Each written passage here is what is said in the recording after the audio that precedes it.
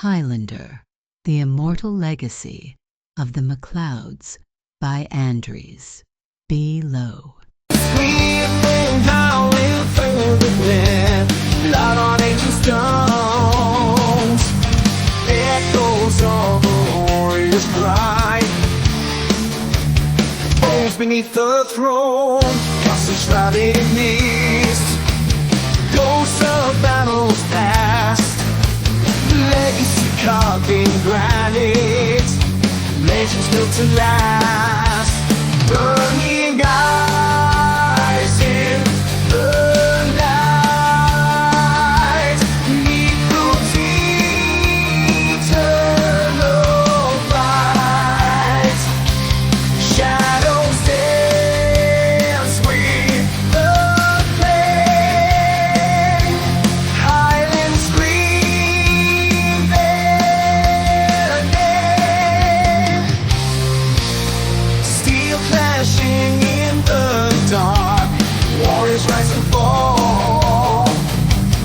Echoes in the cold wind. Answering the call. Ancestors whisper low. Secrets lost in time. History. Episode 8. The Sorcerer's Legacy. The ancient stones of the circle glowed in the twilight as Cassandra led Jacob to its center.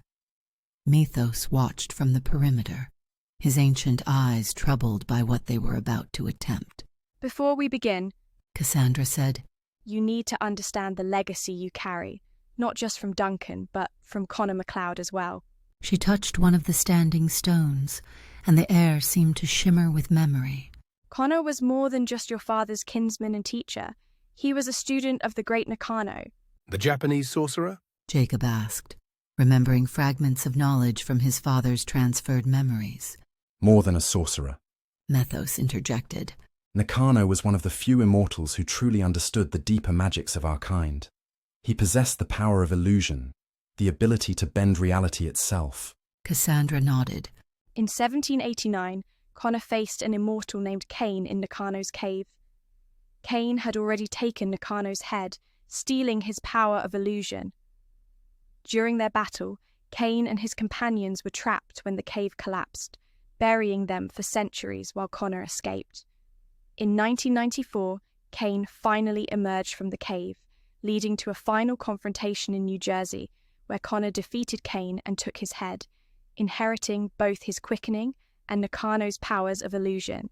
But my father never mentioned Conor using such powers, Jacob said, confusion clear in his voice. Because he chose not to. Cassandra explained. Conor believed such power came at too high a price. He'd seen how it had corrupted Kane, how it had led others to madness. Her eyes grew distant. But he kept the knowledge, buried deep within his quickening until the very end. Jacob Kell. Mythos's voice was grim. An immortal so powerful that not even Conor could defeat him alone. That's when your uncle made the ultimate choice. He asked my father to take his head, Jacob whispered, the transferred memories suddenly crystal clear. a willing sacrifice to make my father strong enough to defeat Kell. Cassandra placed her hands on Jacob's shoulders. And now, through Duncan's willing transfer of power to you, you carry not just your father's strength but Conor's as well, including Nakano's ancient magic. The power of illusion. Jacob breathed. Yes. Cassandra confirmed. Combined with the unique energy of the source that flows through your veins, you have the potential to wield this power in ways even Nakano never imagined. Mythos stepped forward, his expression concerned. It's dangerous, Jacob. Such power takes years to master, decades to control. We have 3 days. But we have no choice. Cassandra countered. Jupiter grows stronger with each head he takes. He'll expect strength, skill, even the power of the source. But this... She smiled. This he won't expect. Jacob gripped the hilt of his sword, the Spanish rapier that had replaced his father's shattered claymore. Is it honorable? He asked quietly. Using magic instead of just steel? Mythos's laugh was gentle but firm. Honor? I've lived 5,000 years, Jacob. Let me tell you what I've learned about honor in battle. It's about survival. Not cheating, no, but using every skill, every advantage, every power you possess. That's not just honorable, it's necessary. Your father understood this. Cassandra added. It's why he was willing to give you his power through the ritual. It's why Connor was willing to sacrifice himself to defeat Kell. Sometimes the most honorable choice is the one that ensures evil doesn't triumph. Jacob nodded slowly, then turned to Cassandra. Teach me. For the next 3 days, they worked without rest. In the stone circle, Cassandra guided Jacob through the ancient techniques of mental discipline that Nakano had once taught Connor. Methos observed, occasionally offering insights from his own millennia of experience with immortal powers. Jacob learned to bend light, to create doubles of himself, to make his opponent see what wasn't there while hiding what was. The power of the source amplified the ancient magic, allowing him to grasp concepts that should have taken years to master. Remember, Cassandra instructed as Jacob created multiple images of himself around the stone circle. the illusions are real to all senses, sight, sound, even touch. But they cannot cut. They cannot kill. They are meant to deceive, to distract, to create opportunity. The same way Nakano was almost able to fool Kane in the cave.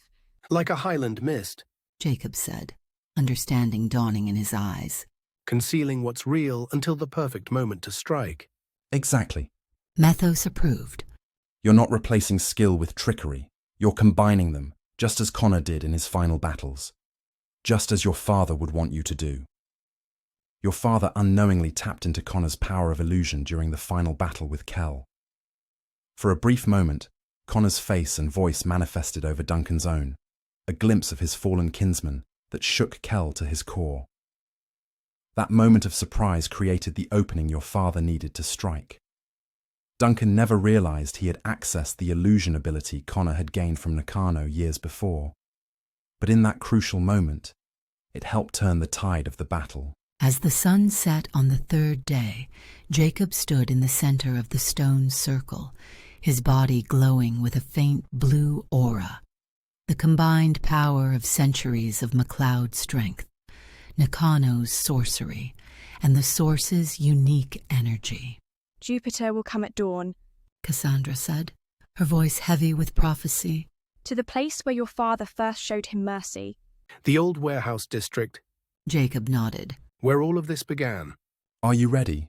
Methos asked, though his ancient eyes suggested he already knew the answer.